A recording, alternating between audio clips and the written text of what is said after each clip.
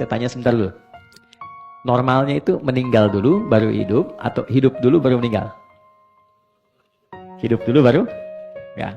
Tapi ayat ini bicara wafat dulu, meninggal, maut dulu, baru hidup. Logikanya gimana? Walladzi khalaqal mauta wal haya. Kok bisa meninggal dulu baru hidup? Nah, ini bacanya itu ada ilmunya, ada disiplin ilmunya. Namanya ilmu balaghah. Nah, ini tingkat sastra tinggi, dia punya 3 cabang ilmu.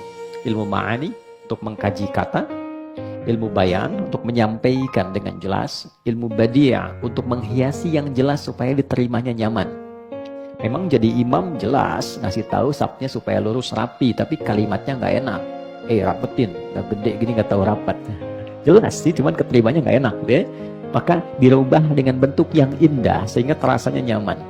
Nah, dalam ilmu badiah itu ada turunan di balaghah, di bayan, namanya takdim wa ta'khir. Ada yang diawalkan, ada yang diakhirkan karena hikmah. Kenapa di sini kehidupan diakhirkan dan pakai alif hayat untuk menunjuk sifat manusia secara psikologis yang memang cenderung ingin hidup lebih panjang. Hampir tidak ada manusia yang ingin meninggal lebih cepat. Yang ingin meninggal hari ini boleh angkat tangan. Hampir nggak ada. Semua ingin hidup lebih panjang. Oke?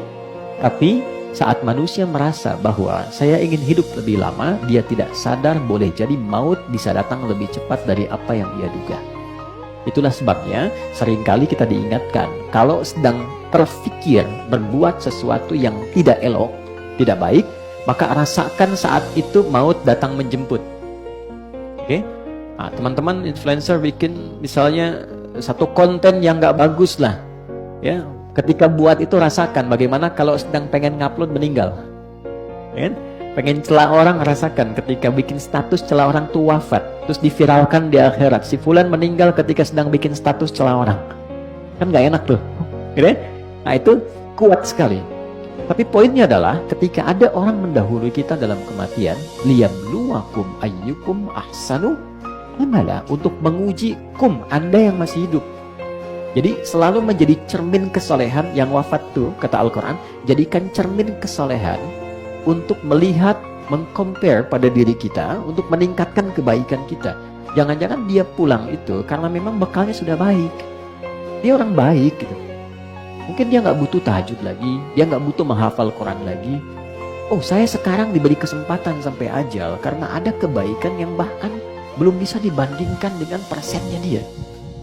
Nah, cara melihatnya begitu. Jadi kalau ada orang meninggalkan kita, misal siapapun dia, coba lihat kebaikannya. Ya kan? Mungkin disajikan di hadapan kita karena ada keteladanan yang mungkin bisa kita tiru. Mengapa sih harus kita yang tahu? Mengapa harus kita yang dapat kabarnya? Bukan hanya doa kita yang diminta untuk mengalirkan, tapi boleh jadi ada satu hikmah yang bisa ditelusuri, yang dengan penelusuran itu menemukan informasi baru untuk kita teladani. Itu poin-poin penting. Sehingga teman-teman biasanya kalau menjelang Ramadan, ya Rajab, Sya'ban, tuh saya suka riset kecil-kecilan tuh, ada aja yang meninggal, ada aja gitu, ya. Dan biasanya orang-orang baik. Nah di situ selalu ada keistimewaan yang bisa kita gali. Sekali lagi, terima kasih ya Allah memberikan kesempatan kita hidup sampai hari ini. Mudah-mudahan kehidupan